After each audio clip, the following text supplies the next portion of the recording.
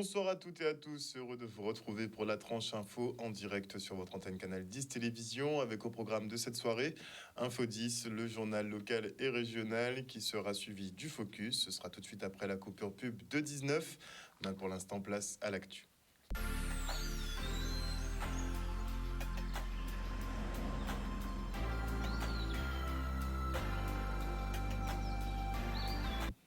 Nous sommes le mardi 24 janvier 2023 et après une longue accalmie, la tension est de nouveau palpable au CHU de Pointe-à-Pitre. Tôt ce matin, des barrages de flammes ont été érigés. On fait le point avec Gabi Clavier. Le matin là, nous prenons chemin là, nous prenons la rue là. Parce qu'on a rappelé qu'on fait pas pendant un an et demi, que nous avons débattre, que nous avons discuter, que nous avons marché, que nous avons négocier, que nous avons dit, oh, qu'on nous y a eu, que nous avons fait des soignants.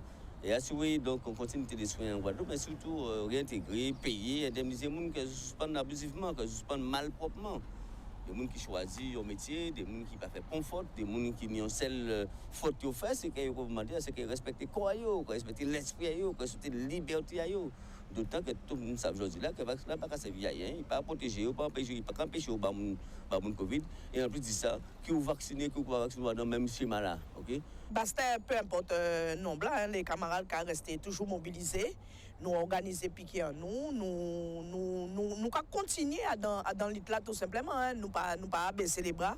Pour nous dire nous pas qu'à laguer. J'en ai 15 mois nous dans une situation comme ça. Donc nous payons la rien jusqu'à temps nous gagner le combat là.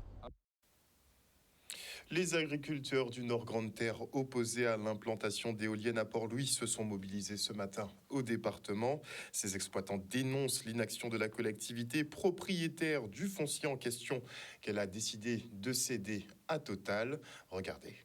Là, nous sommes venus devant le département pour nous résoudre ce problème-là, parce que pourquoi encore?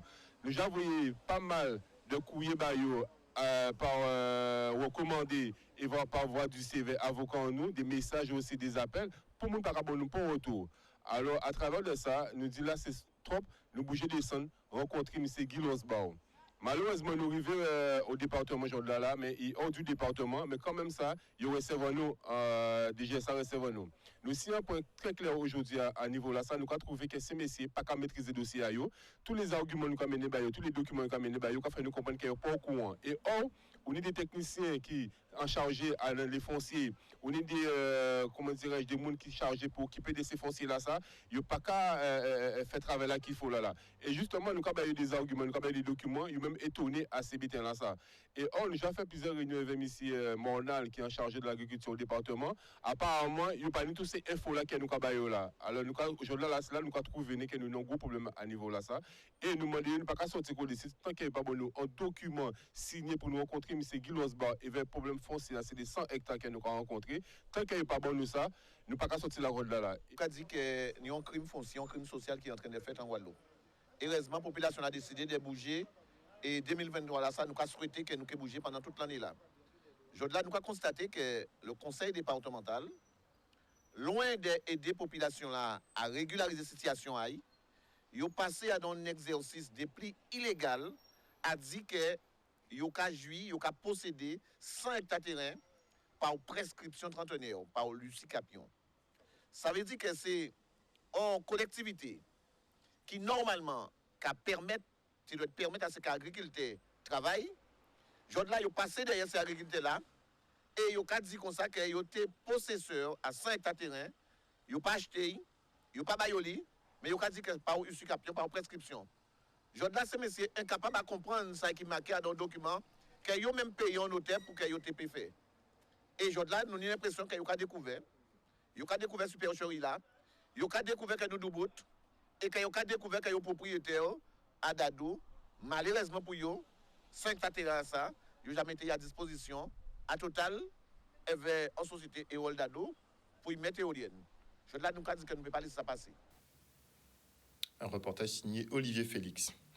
La zone unique de prise en charge des passagers du port autonome va-t-elle disparaître? Le dispositif mis en place par décision préfectorale n'aurait pas lieu d'être, selon les VTC qui intentent une action en justice. Ce matin, le tribunal administratif se penchait sur la validité de cet arrêté qui semble instaurer une concurrence déloyale. Regardez. Nous, on veut travailler Et pour cela, il faut que chacun soit dans le cadre de sa réglementation, que chacun respecte sa réglementation. Et à un moment donné, les représentants au niveau administratif en Guadeloupe, que sont le CTIG, que sont le Grand Port de Guadeloupe, l'État par la préfecture et la sous-préfecture, sont les garants quelque part de cette réglementation. Donc nous faisons appel à eux pour qu'ils puissent reconsidérer leur position et se rendre compte qu'à un moment donné, ils ne peuvent pas leurrer une profession ou deux professions au détriment d'une seule. Aujourd'hui devant le tribunal administratif de la Guadeloupe pour demander la suspension de cet arrêté litigieux du 31 octobre 2022 portant organisation des modalités de prise en charge des croisiéristes sur le port maritime de Guadeloupe. J'ai trouvé effectivement que le juge a été très réceptif, qu'il a compris la problématique. Nous avons pu nous en rendre compte, notamment lorsqu'il a pu poser des questions à la fin de l'audience, des questions réfléchies, des questions auxquelles il avait travaillé, et nous avons pu lui apporter des réponses. Et ça a été, à mon avis, une audience constructive dont nous espérons obtenir gain de cause, notamment la suspension de cet arrêté de litigieux. Les règles ne sont absolument pas respectées. La première chose là-bas, c'est la ZUPC qui pose problème. Zone unique de prise en charge, on l'a assez martelé. Cette zone unique de prise en charge n'a aucune raison d'exister. Pourquoi? Parce que le préfet, pour la créer, s'est posé une question, à savoir, est-ce qu'il y a assez de taxis à Pointe-à-Pitre pour répondre à l'offre des croisiéristes il s'est posé la mauvaise question dès le départ. Parce que dès le départ, il aurait dû se demander, est-ce qu'il y a assez de transport? Et il se sont rendu compte qu'il y a les VTC, qu'il y a les lotis qui ont une licence qui est distribuée qui est donnée par la DEAL, c'est un examen qui passe. Et il y a également les taxis qui ont la double casquette. Ça veut dire que le taxi, quand il a sa licence, avec une simple demande à la DEAL, il peut exercer en tant que loti en activité secondaire. Donc ça veut dire quoi? Ça veut dire que si demain le tribunal fait valoir la loi et suspend cet arrêté du 31 octobre 2022, mais la croisière en Guadeloupe ne va pas s'arrêter, contrairement à ce que les gens peuvent croire. Il n'y aura pas de problème dans l'économie de la Guadeloupe. Pourquoi? Parce que et les VTC, parce que c'est notre réglementation, et les lotis, parce que c'est notre réglementation, et les taxis, parce qu'ils ont la double casquette taxi-loti, on pourra tous travailler sous le port, sous le signe de la réservation. Et si on nous dit que nous, on peut travailler sous la réservation, sous le port, c'est que tout le monde le peut. Donc, arrêtons cette mascarade, arrêtons de favoriser, comme on dit chez nous, des habillés Pierre pour habiller Paul, et redevenons des gens responsables. Et maintenant, je reçois Florence Dorsil, fondatrice de Tandem Office. Bonsoir. Bonsoir. Donc, bientôt, vous participerez et organiserez la Web Table sur le SAS et le No-Code. Est-ce que vous pouvez nous expliquer? Il s'agit des SaaS. Donc, les SaaS, c'est des logiciels en ligne, donc Software as a Service en anglais. Donc, Software as a Service. Exactement, okay. Qui sont des logiciels en ligne par abonnement, tout simplement. C'est juste ça. Ah, d'accord. Donc, si on veut son logiciel de gestion, exactement, on peut le prendre en ligne. Exactement. Et vous l'utilisez dans le cloud. Et comme les solutions no-code qui existent, qui sont effectivement des solutions en ligne et disponibles pour pouvoir créer les outils qu'on veut créer au quotidien. Mais comment on distingue le SaaS du no-code? Alors, les SaaS, c'est des logiciels qui sont déjà paramétrés comme les logiciels de gestion, de facturation, de CRM, etc. Et avec le no-code, en fait, on va faire ce dont on a besoin. Et en fait, on va moduler les solutions pour faire ce qui nous convient et on va créer ces logiciels. Donc, c'est ce qu'on va voir pendant 2 jours. On a préféré faire un événement plutôt que d'allier que de la conférence. On a préféré mixer un peu des ateliers, des conférences pour permettre aux gens aussi de prendre en main, de découvrir ces technologies, mais également de les prendre en main. C'est spécialement dédié aux TPE-PME, justement. Bon, le tissu économique guadeloupéen, on sait qu'il est constitué principalement de ce type d'entreprise. Donc, une seule personne, a priori, qui gère à peu près tout. Et donc, ce serait des solutions pour eux, justement, pour avoir une meilleure gestion. Exactement. Donc, en fait, aujourd'hui, on s'adresse aux TPE-PME. On s'adresse également aux entreprises, aux associations, aux PME et même aux grands groupes qui commencent à intégrer ce genre de technologie dans leur organisation, justement pour permettre aux équipes d'être plus efficientes et d'aller plus loin, plus rapidement. Donc, nous tout seuls, on peut gérer une entreprise de A à Z. Exactement. Et c'est ce qu'on va voir. Et il faut beaucoup de compétences en informatique pour ça ou pas? Eh bien, justement, non. C'est là où la subtilité du no-code vient justement être l'allié des entrepreneurs, des entreprises aujourd'hui. C'est qu'on n'a pas besoin d'avoir de très grandes compétences en informatique pour utiliser ces technologies, s'agissant des SaaS qui sont déjà paramétrés pour être fonctionnels, et s'agissant du no-code, où on va avoir des technologies qui vont nous permettre de faire de la création, en fait. Après, il faut peut-être juste être un petit peu curieux, d'avoir envie de s'y intéresser. Mais effectivement, c'est des choses que tout le monde peut prendre en main. Et c'est justement pour ça qu'on a mis en place des ateliers pour les rendre accessibles et permettre à tout le monde de tester. Même si j'ai des bases simples. Même si vous avez des bases. Le b.a.-ba. Exactement. Que le b.a.-ba. Tout à fait. Intéressant. Et en termes tarifaires, on ne va pas donner de tarifs, mais est-ce que c'est très coûteux, ce genre de solution, ou c'est abordable? Alors, ça dépend des solutions. Il y a beaucoup de solutions qui proposent ce qu'on appelle des freemiums, c'est-à-dire des périodes d'abonnement très courtes avec de la gratuité. Vous allez trouver des solutions avec 14 jours d'essai gratuit, 30 jours d'essai gratuit.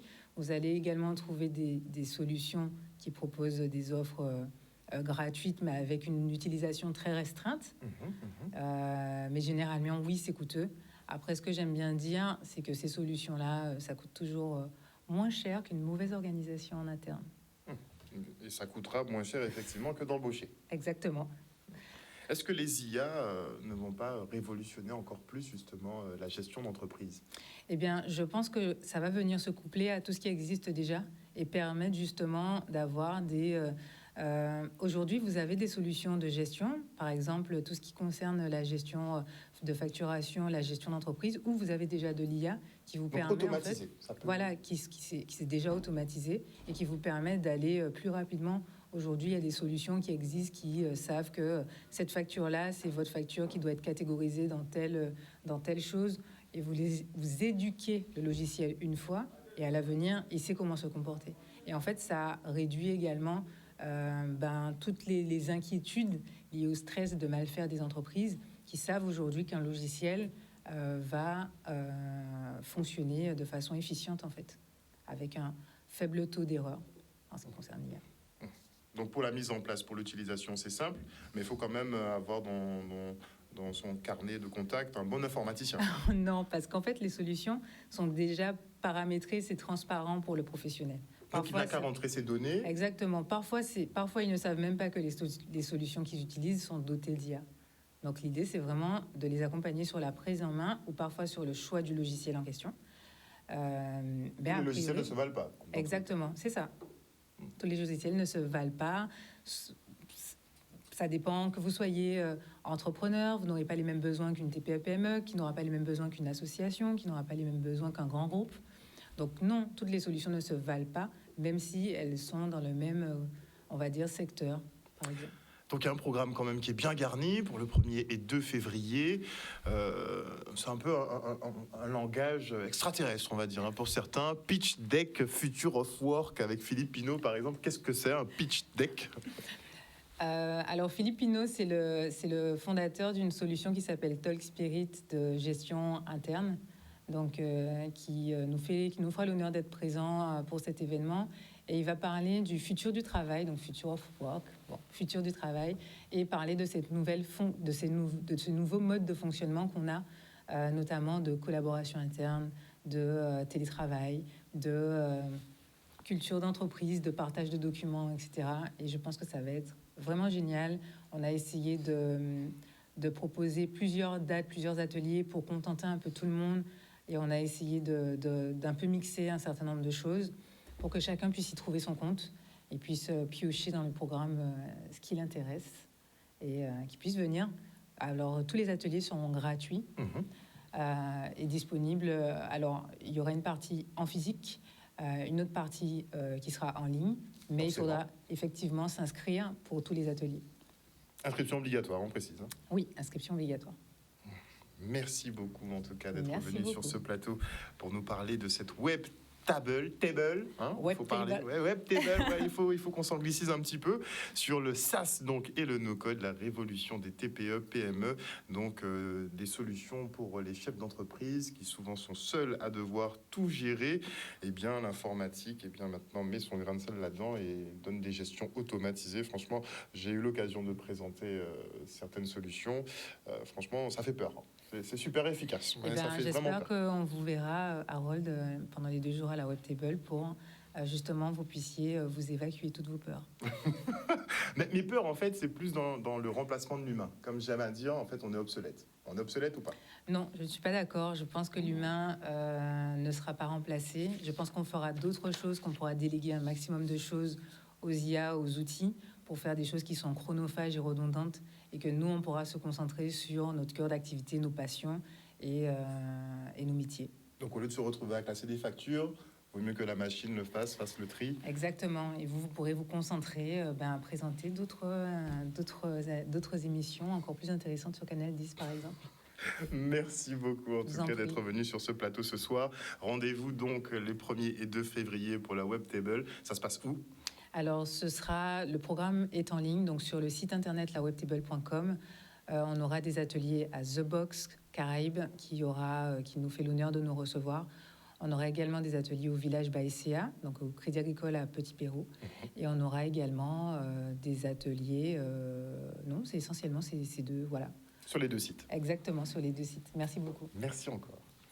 Et on fait le point maintenant sur la situation du syndicat de gestion de l'eau de Guadeloupe. Le président Francisque se veut rassurant pour cette nouvelle année. Bon, il n'est pas naïf, mais bon, il essaie quand même de garder espoir. Regardez. Il était important pour nous, dans le cadre de cette conférence de presse, de revenir sur des opérations déjà réalisées en 2022. Donc 2022 a pour nous été le démarrage de notre facturation. 2022 a été pour nous la poursuite des opérations, notamment de recherche de fuite, avec nos partenaires que sont la région et le département, avec une implication totale de ces 2 collectivités à nos côtés. Nous avons bien pu constater que durant et après la tempête Fiona, que des opérations ont été portées avec eux, notamment la réparation du FIDER Bélocado porté par la région Guadeloupe. Et s'agissant de Petit Canal, nous avons pu bien voir la dernière fois la livraison de l'usine de Belin qui est programmée et sur laquelle cette opération avait été portée par le département de la Guadeloupe. Pour 2023, oui, nous avons une certaine satisfaction dans la mesure où le programme d'investissement prévu pour 2023 s'élève à près de 50 millions. Je rappelle qu'en 2021 et en 2022, nous n'en avons pas pu faire autant. En 2022, nous avons pu réaliser seulement 7 millions d'euros d'investissement et c'est la raison pour laquelle sur 2023 nous allons pouvoir accentuer les opérations, nous allons être aux côtés de nos équipes techniques pour leur permettre aussi dans le cadre de ces opérations de fonctionnement au quotidien qui puissent aussi porter des réponses à cette population. Donc nous disons à la population oui qu'il y a de bon espoir, nous savons qu'elle continue à souffrir dans certaines zones, des réponses doivent être portées notamment dans des communes qui subissent encore les différents tours d'eau, mais avec la participation de tous, avec l'accompagnement que nous avons des partenaires, nous devons pouvoir porter une réponse à la Guadeloupe et permettre à ce que cette question qui n'a pas été résolue depuis 40 ans puisse pouvoir trouver une réponse. Alors qu'on nous laisse travailler, qu'on nous accompagne, tous ceux et toutes celles qui le veulent, et toutes celles qui à un moment donné auraient pu aussi travailler pour la Guadeloupe qui ne l'ont pas fait, qui nous laissent travailler en paix. La Guadeloupe a besoin de paix, de sérénité, d'action. Alors j'espère que l'année 2023 nous permettra d'atteindre nos objectifs. L'IEDOM, elle présente les chiffres du surendettement et les Guadeloupéens sont 2 fois moins endettés que la moyenne au niveau national. Et la tendance à creuser ses finances en plus n'est pas à la hausse. Visiblement, on arrive à équilibrer un petit peu. Après, les temps sont durs aussi, il faut le dire. Le reportage.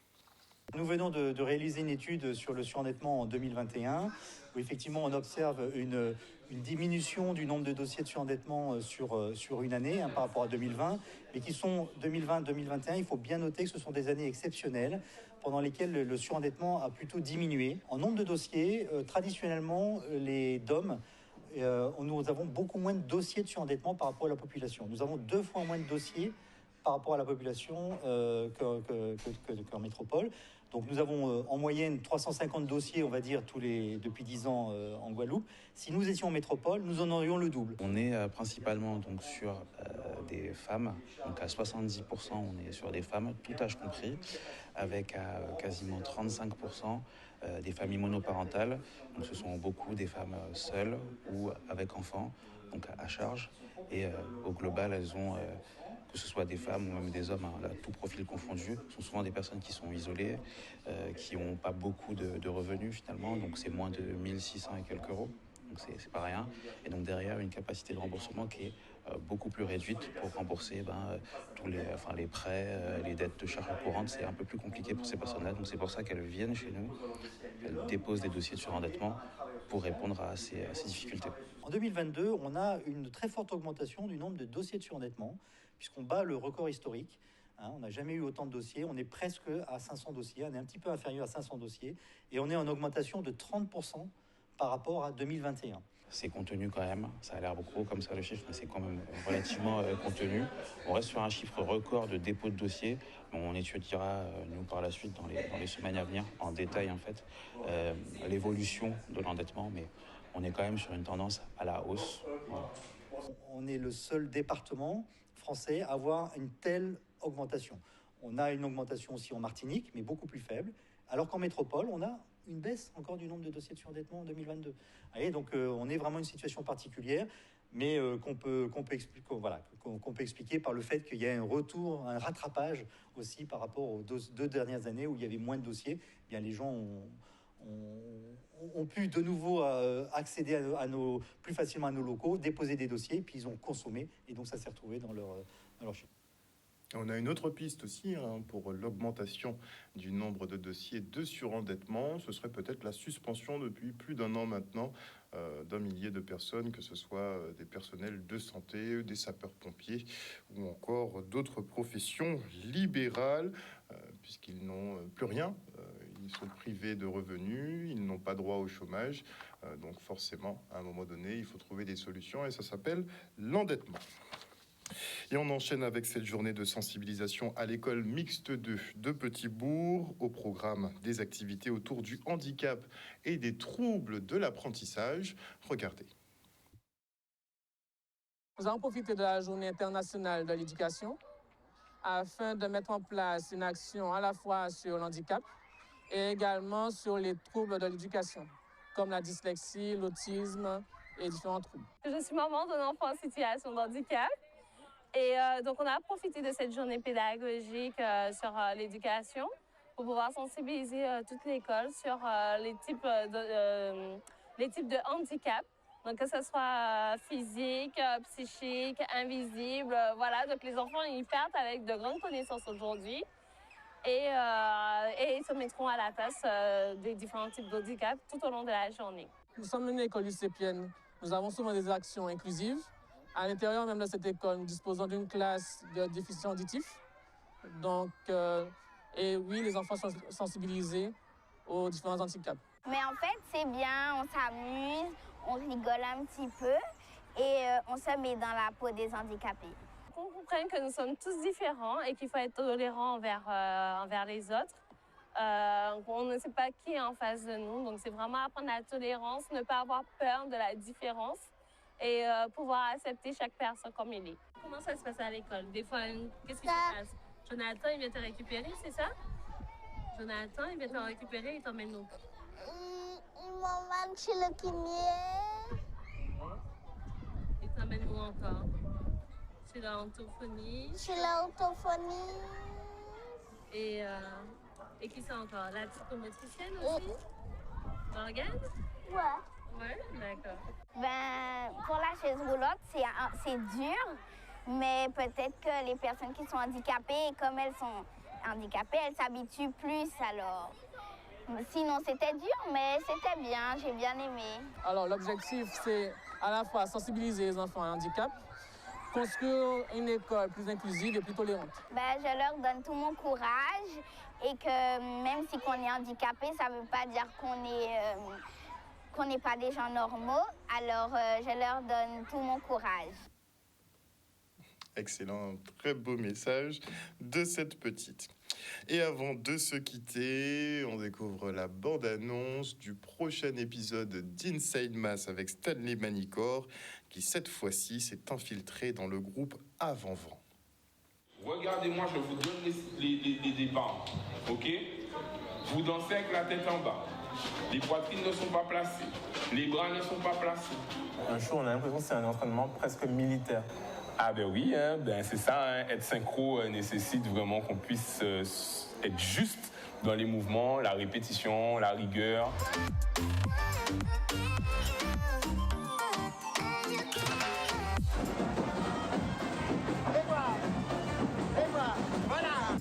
Rendez-vous tous les mercredis, 20h sur Canal 10.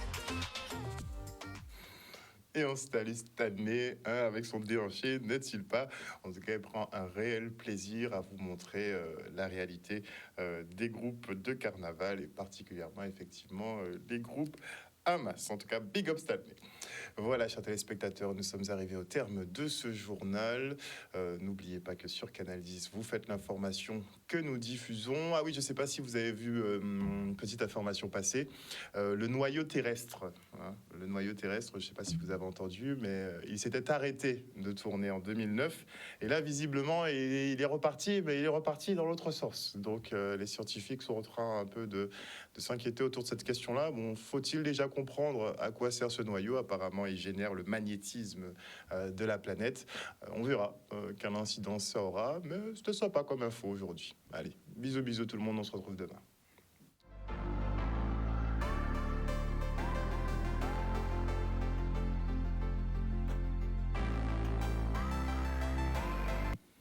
À venir dans la tranche info sur Canal 10, le focus. Malheureusement, on a une partie de l'équipe qui est tombée malade. Il y en a d'autres qui sont indisponibles aujourd'hui. Donc, on n'aura pas les Weebash ce soir, exceptionnellement. On reviendra mardi prochain. On parlera sécurité alimentaire, n'est-ce pas, hein? Et on vous parlera aussi de ce qui a été acté par l'Union européenne en 2019, puisque les verres de farine sont autorisés comme aliments depuis 2019. Et maintenant, 2023, on a autorisation de consommer, enfin de commercialiser en tout cas, de la poudre de grillons domestiques. Donc un peu, vous voyez, les grillons, maintenant ça se vendra en poudre et ça rentrera dans la composition de beaucoup d'aliments. Ce seront les biscuits secs, les pizzas, enfin il y a un peu de tout. Donc bon, il faudra quand même commencer à bien lire vos étiquettes, hein, parce que les temps ils vont changer prochainement, hein, n'est-il pas? En tout cas, on parlera sécurité alimentaire mardi prochain. Et là, ce soir, je vous propose une petite séance de rattrapage puisqu'on a eu la coupure la semaine dernière, on n'a pas pu le passer en direct.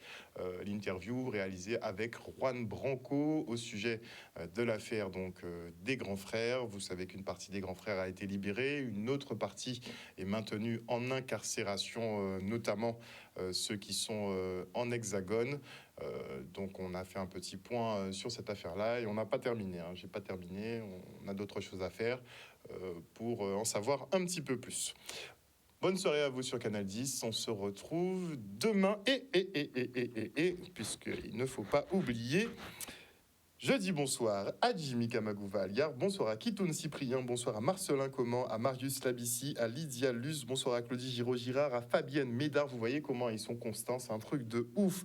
Bonsoir à Géna Gior, bonsoir à Moïse Tézénas, bonsoir et bisous à Maggie Delaney, bonsoir à Avenir Martinique.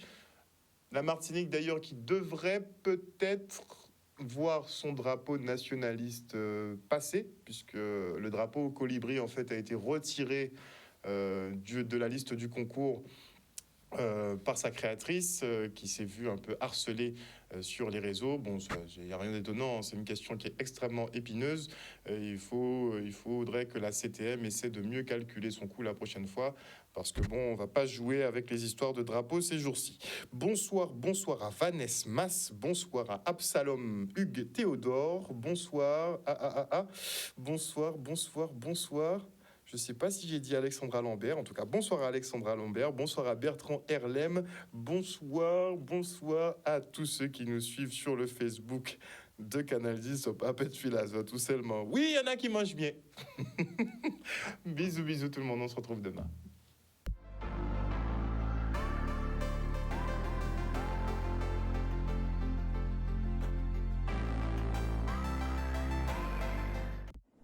c'est Florence de Tandem Office. Je fais cette petite vidéo pour te parler de la Webtable, l'émission live qui parle digital, innovation et business.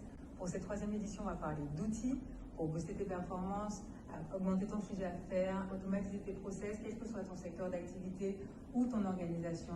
N'hésite pas à jeter un œil sur le site lawebtable.com pour regarder le programme qu'on t'a concocté sur 2 jours, des ateliers, des conférences, tout ça gratuitement et en live. N'hésite pas à t'inscrire.